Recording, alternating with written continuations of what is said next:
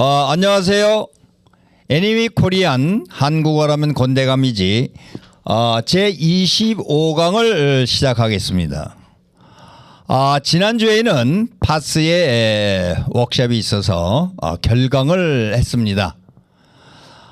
여러 가지로 결강한 것에 대해서 사과의 말씀을 드리고, 오늘은 제 25강으로 왜 한국어를 왜 여러분들이 어렵게 생각하고 왜 잘 안 되는지를 제가 한번 24강에서 얘기했던 강의 내용을 갖고 다시 한번 반복해서 repeatedly I'll explain 설명을 해볼까 합니다.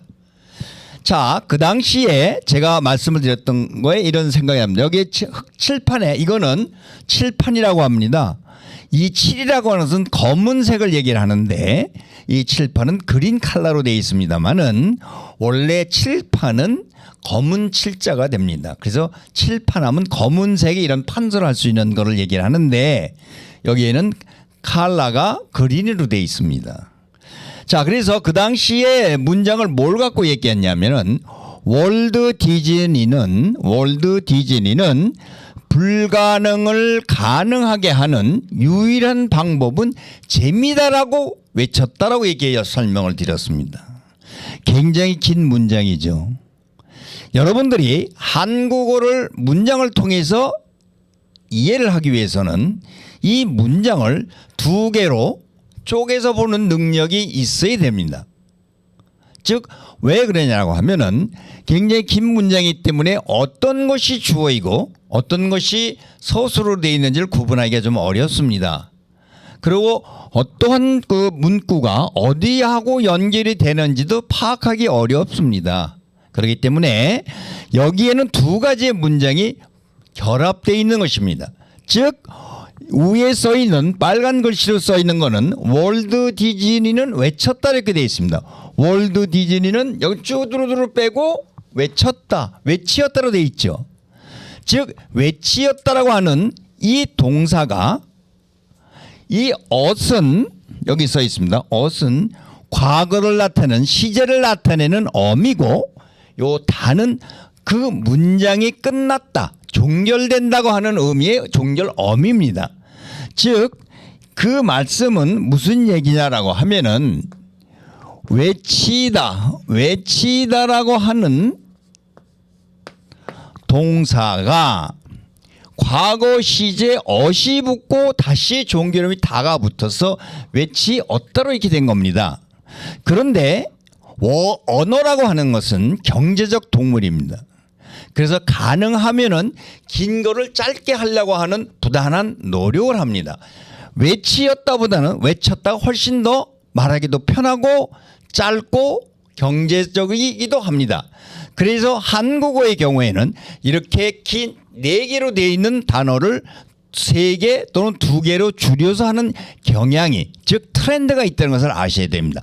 그래서 외쳤다라고 하는 것은 이 어간, 즉 변하지 아니하는 스템을 찾기 위해서는 이 외쳤다가 외치었다의 줄임말이다라고 생각을 하셔야 되고, 그럼 외치었다라고 하는 것은 뭐냐라고 하면은 외치다라고 하는 동사입니다. 여기에 변하지 아니하는 것은 요 외치라고 하는 것이 어간이 되는 겁니다. 알겠습니까? 그래서 전부 외치에 얻다가 붙었고 요것이 줄어서 외쳤다가 이렇게 되는 겁니다. 그런데 느닷없이 쭉 길게 가면서 여기서 외치었다라고 이렇게 설명이 되니까 여러분들은 굉장히 어려워지는 것이죠. 자, 외치었다는, 외치다라고 하는 동사가 과거의 시제를 나타내는 어미인 ot과 종결, 문장의 끝을 나타내게 하는 다가 붙어서 외치었다가 된 것이고, 그것이 줄어서 외쳤다라고 하는 것을 제가 여기다가 이렇게 저기를 한 겁니다. 즉, 여기 보시면은 월드 디즈니는 뭐죠? 외치었다, 외쳤다라고 하는 게 됩니다. 자, 그러면은 여기 가운데 들어있는 이거는 무엇일까요? 인용문이 됩니다. 월드 디즈니가 이렇게라고 얘기했다는 내용입니다. 아시겠죠? 그런데 여기서 중요한 것은 방법은 재미다. 즉, 요 방법은이 요게 뭐냐라고 하면은 주어가 되고요. 그다음에 재미다라고 하는 것이 보어 컴플리먼트가 되는 겁니다. 아, 방법은 재미입니다. 근데 그 방법이라는 게 어떤 방법이냐를 이 두 가지가 설명을 해주고 있습니다. 이게 조금 이게 흐려졌습니다만은, 자 보세요. 불가능, impossibility, 불가능한 것을 가능하게 만드는 거, 하는 거.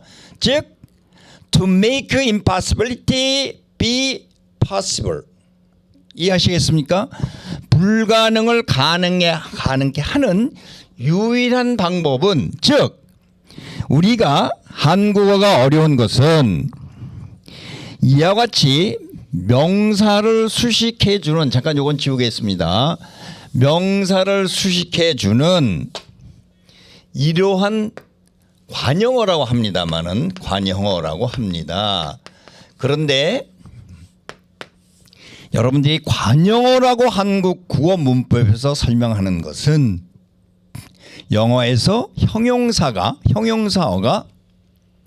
명사를 수식해 주는 것과 같다, 이렇게 이해를 하시면 됩니다.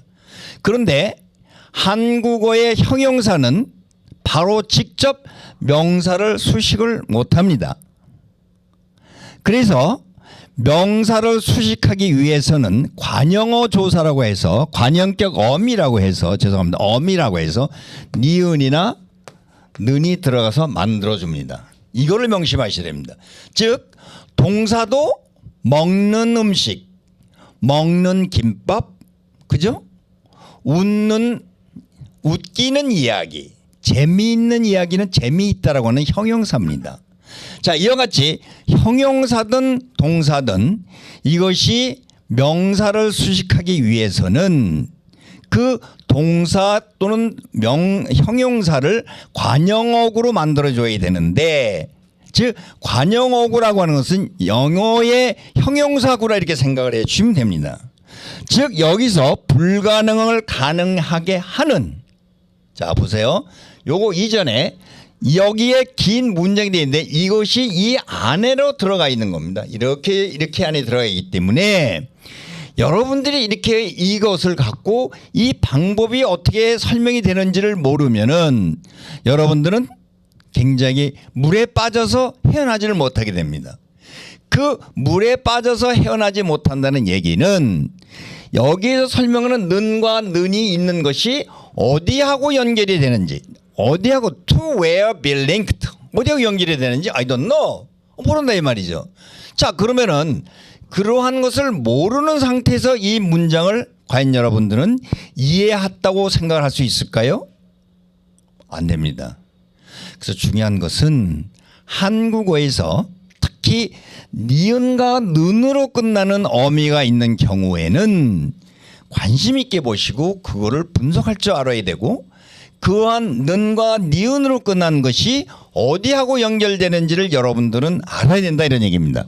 그래서 여기에서는 불가능을 가능하게 하는 여기까지 유일한 방법은 여기서까지 설명이 되는 겁니다. 자, 유일한 방법은 이렇게 되는 겁니다. 유일하다는 것은 only one, 오직 하나. 유일하다라고 하는 것은 오직 하나는, 유일은 항자로 되어 있는 단어이기 때문에 오직 하나란 얘기입니다. 즉 무슨 하나냐고 하면은 불가능한 것을 가능하게 하는 것이죠. 요게 는이 붙어서 유일한 방법은 이렇게 설명을 해주는 겁니다. 아시겠죠? 그렇기 때문에 이와 같이 이 안에 들어있는 것을 여러분들이 쪼개내서 이 방법을 설명해 주는 형용사 역할을 하는 것이다 라고 하는 것을 이해를 하면은 아마 충분히 되지 않을까 이렇게 생각이 됩니다. 자, 오늘은 이와 같이 긴 문장을 갖고 두 개의 문장으로 되어 있는 이 인용 문구를 갖고 왜 이것이 어려운 것인지, 그리고 우리가 잘 이해를 못하는 이 중간에 들어있는 이 부분들을 설명을 해드렸고, 또 반복해서 연습을 하다 보면은 아마 익숙해지지 않을까 이렇게 생각이 듭니다. 자, 그러면 오늘은 여기까지 마치고 다음 강의로 진행을 해드리도록 하겠습니다. 감사합니다.